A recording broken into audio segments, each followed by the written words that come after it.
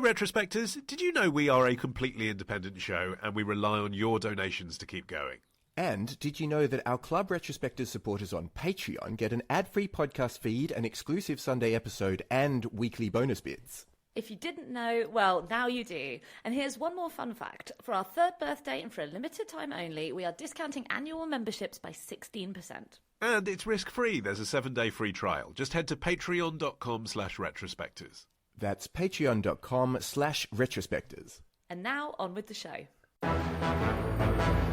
It's May 30th, 1906, and another remarkable event is about to be uncovered by Arion, Rebecca, and Olly, the Retrospectors.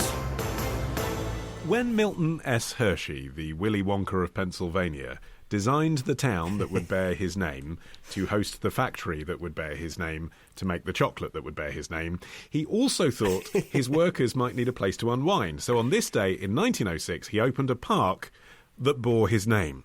And though Hersheypark initially drew in crowds with trees and groves, a bandstand and a pavilion, these days screams fill the air as it's a theme park playing host to classy roller coasters, the Cocoa Cruiser, Candymonium, and the Jolly Rancher Remix. First off, I have to say, we can't ignore the fact that the S in Milton S. Hershey stood for Snavely, giving him the ultimate capitalist name. It's like Dick Dastardly. When he was naming his town, he offered a $100 prize to a person who suggested the most suitable name for the town. Snaveleysville. I mean, that's definitely what I was suggested. The prize actually went to a Mrs. T.K. Doyle of Wilkes Barre, Pennsylvania. Her submission was Hershey Cocoa. But mysteriously, the cocoa part somehow dropped off along the way. The town was named Hershey and the park was named Hersheypark. But the fascinating thing is that even though they expanded over the years with merry-go-rounds and tennis courts and bowling alleys and all the rest of it, they only really leaned into being a chocolatey chocolate park.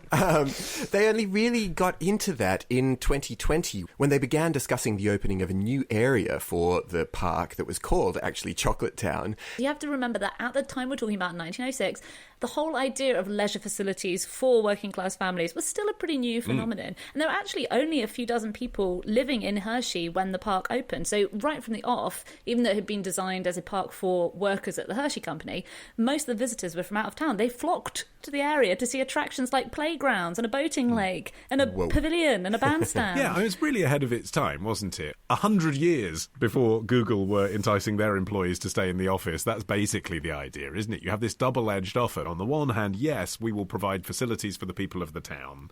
And to be fair, some profits from Hersheypark even now go towards supporting the local school. The other reason is to keep people in the town. Like, it's sort of like, don't leave the town because then you can work longer in the factory and your children are more likely to come and work for me as well. So there is a capitalist underpinning to the utopia. Yeah, I think in the UK we're not as familiar with company towns to just sort of spring up in a very oversettled UK. But in the US, at the height of the company town phenomenon, there were more than 2,500 across America. And it's been estimated that 3% of the entire country's population lived in a town that was owned and run by the company that they worked for. And you can obviously see how that was a double-edged sword, because on one hand, because it was this sort of paternalistic capitalism, it did offer residents things that were uncommon at the time, like electricity and indoor plumbing, free schools, healthcare, sometimes pensions as well. But also you were at the whim of your employer. You know, if you lost your job, it meant you also lost your home. And so you ended up with this range of practices, which ranged from the truly oppressive ones. You know, there were towns where you had a company store and you were paid in basically coupons for the company store. Wow. And then there were also things that were just annoying. You know, I think a lot of us are familiar with Bourneville, which was the town created for employees of Cadbury's. But because the founder was a teetotaler, no pubs or off licenses were built in the town. So you had to sort of submit to the whims of the employer as well. And it's very hard to look into the soul of a capitalist confectioner, of course. But it did seem as though Hershey kind of was into the idea of having happy people in his town. I don't think it was... Happy Oompa Loompas. Yes, exactly. Well, I think he was compassionate and he wanted to pass some of his good fortune on to other people. I mean, that doesn't mean that he didn't also want to milk them as a resource. I mean, both things are going on at once, aren't they? Well, this is true, and he was born in fairly humble circumstances. He was actually born in a farm near Derry Church, which is a small town that eventually became Hershey, Pennsylvania. He went back there and founded this thing. He was from Mennonite stock and dropped out of school, started working for a printer. He got his big break in ice cream eventually. He got sent by his mother to work with Joseph H. Royer, who was a confectioner in the nearby town of Lancaster, and started up his own caramel company, and that was really where he started to build his empire. Yeah, because he realised that you could put caramel in chocolate and people would like it. And I was reading that thinking, for God's sake, I wish I lived in an era where I could come up with an idea like this and become a millionaire with my own town and my own park. But it's funny that you mention his Mennonite origins, because religion plays such a big part in the establishment of the nicer company towns. Not like there were like really horrible ones attached to sort of really remote mines. But, you know, what was seen as these progressive towns offering all the amenities, a lot of it had a religious basis too, because it was about creating a respectable, sober, working class workforce who would obviously then be more productive. And so when you look at something like Hersheypark, yes, it was offering something that wasn't very common at the time, i.e. nice free leisure activities for working class families, but it's always the emphasis on the wholesome recreation, you know, things that will keep you away from drink and idleness. So there would be swimming baths, sports pitches, a bandstand where you could listen to music, that sort of thing. I'm going to hazard a guess that I'm the only one of the three of us who's been to Hershey, Pennsylvania. You've been? Oh, wow. I can't believe you sat on it this long. I actually haven't been to Hersheypark, but I've been to Hershey. Oh. That doesn't sound like Hold you. on. You're a coaster head.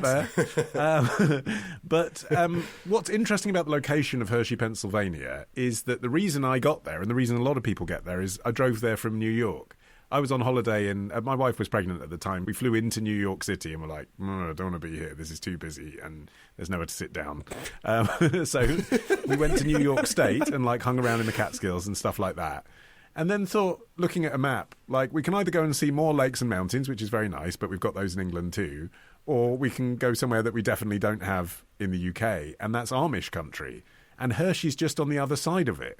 So it's quite interesting, like when you make that journey from the kind of almost amoral, religionless world of New York and then through Amish country, it's almost like if you're going to set up a capitalist system in that part of the world, you have to marry the two somehow, and that's kind of what this is, isn't it? It is an attempt to do money-making with ethics and God.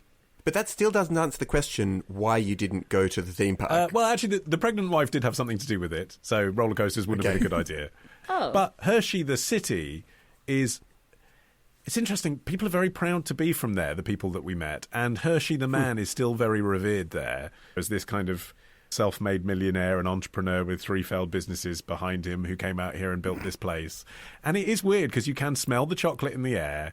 You know, I'm not sure it's entirely accurate what you said, Arion, about them only leaning into their chocolatiness now.